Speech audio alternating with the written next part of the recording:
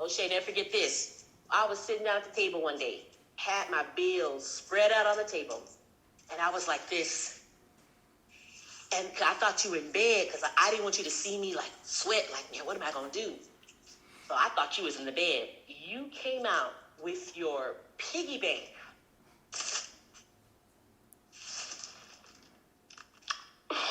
Oh.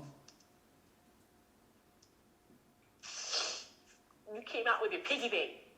And you sat there and you said, I said, O'Shea, what are you doing? You said, Mom, I want to help you pay the bills. Oh.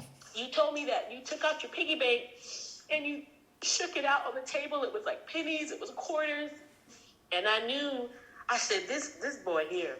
And my mother always said, Anita, O'Shea gonna teach you something. And the way you share your knowledge, O'Shea, if your grandmother was alive today, she would be so happy. I remember when I just got out of school, and I was like, man, I'm moving back to Houston. And I would just drive past this, and I would always dream that one day I would be amongst these buildings. And now it's my life.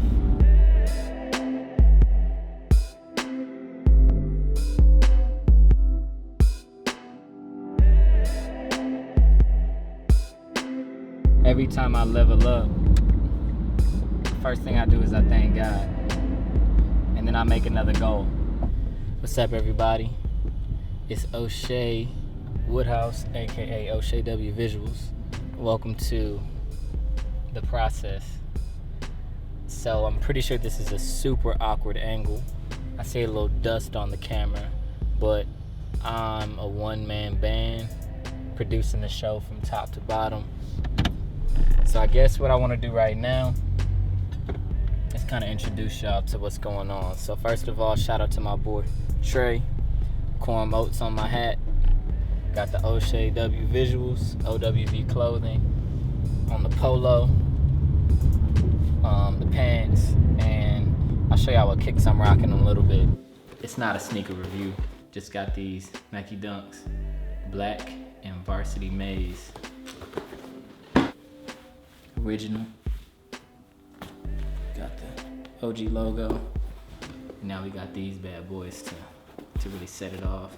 9 times out of 10, I'm definitely wearing something OWV, and I love to mix it with, nostalgic brands, things that I used to cop as a kid. I was always a big Nike fan, so keeping my habit up, I'll probably just switch it on to my son.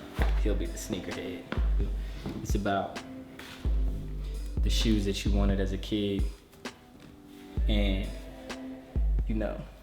memories of better days when all you had to worry about is what you were gonna wear and maybe homework.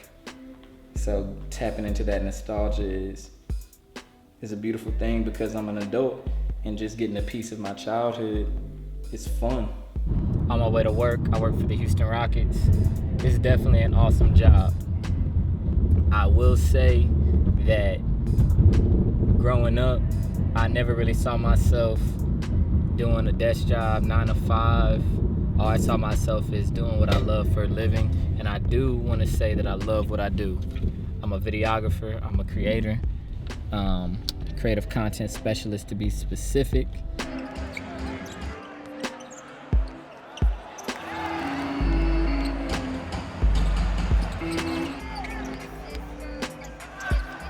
But let's just get real. I want to tell y'all some stuff on this that maybe, somebody can watch it and they might get a little inspired, or maybe somebody can, maybe skip some mistakes that I've made, or I don't know, just maybe somebody can just enjoy the show.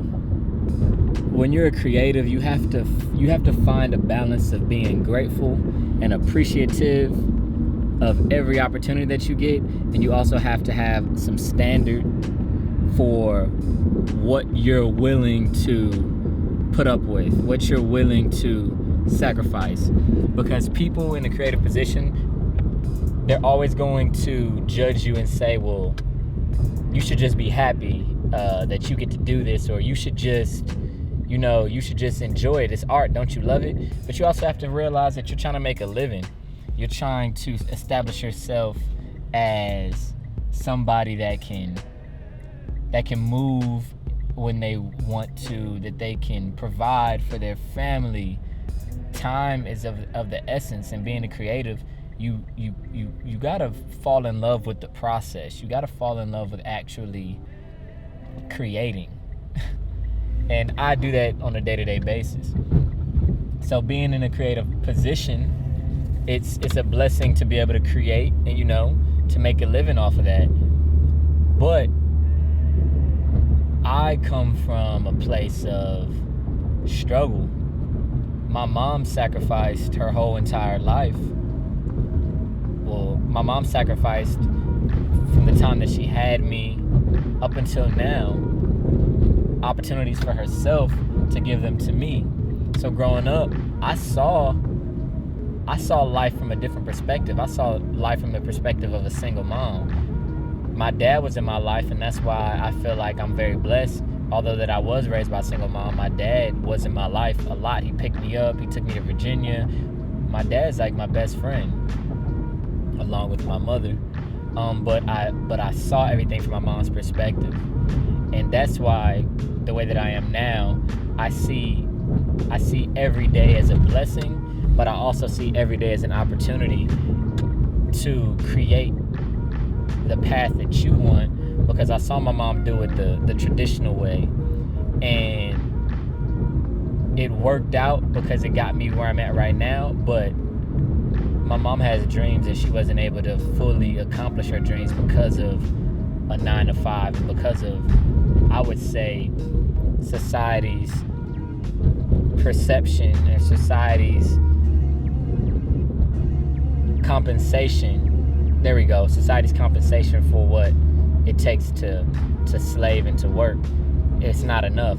So I have a different perspective. A job for me is a great opportunity, a great platform, but I recognize that when I'm not in the job, when I'm out of the job, I have a life that I need to capitalize off of. I have a life that I need to live.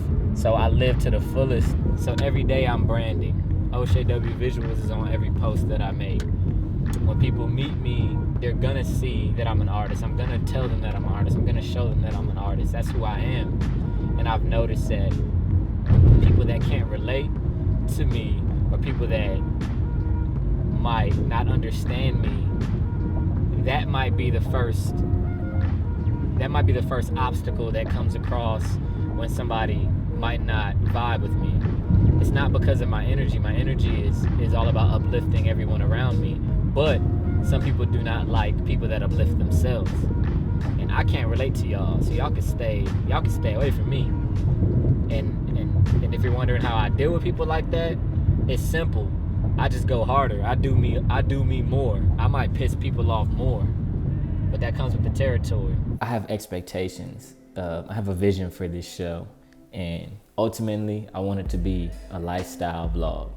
Show you my adventures, things that I'm doing, projects that I'm working on, people that I'm meeting. Just, life through my lens.